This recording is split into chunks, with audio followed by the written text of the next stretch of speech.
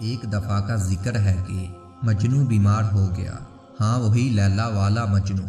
عشق کی شدت کی وجہ سے اس کے خون میں جوش پیدا ہو گیا، جس کی وجہ سے مجنوں کے گلے میں خناق کا عارضہ پیدا ہو گیا۔ ایک طبیب کو اس کے علاج کے لیے بلایا گیا۔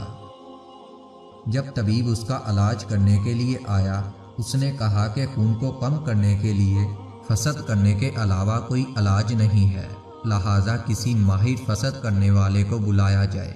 اس پر ایک ہنرمند فساد کو بلایا گیا، جس نے مجنوں کا بازو باندھا اور فسد کرنے کے لیے اس کو پکڑا تو مجنوں ایک دم چیخنے اور شور مچانے لگا۔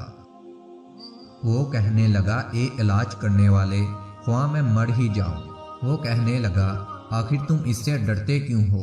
تو جنگلوں میں مارا پھرتا ہے، تم جانوروں اور خطرناک درندوں سے بھی نہیں ڈرتے، پھر اس ایک نشتر سے کیوں ڈرتے ہو؟ وہ مجنوں کہنے لگا، اے علاج کرنے والے، میں نشتر سے نہیں ڈرتا، میرا صبر تو پہاڑوں سے بھی زیادہ ہے، اور زخم کھانا میری مبڑی عادت ہے، اسی سے میرے جسم کو آرام ملتا ہے، چونکہ اب میں اپنے آپ کو فنا کر چکا ہوں، میرے پورے جسم میں صرف لیلا ہے۔ اے علاج کرنے والے، اگر تو میرا علاج کرے گا اور یہ نشتر جو تو مجھے لگائے گا، یہ تو مجھے نہیں بلکہ لیلا کو لگائے گا، یہ بات کوئی عقل مند ہی سمجھ سکتا ہے کہ اب مجھ میں اور لیلا میں کوئی فرق نہیں ہے۔ میں کون ہوں؟ لیلا اور لیلا کون ہے؟ ہم دو روحیں ہیں جو ایک جسم میں آ گئی ہیں۔ چلا جا یہاں سے۔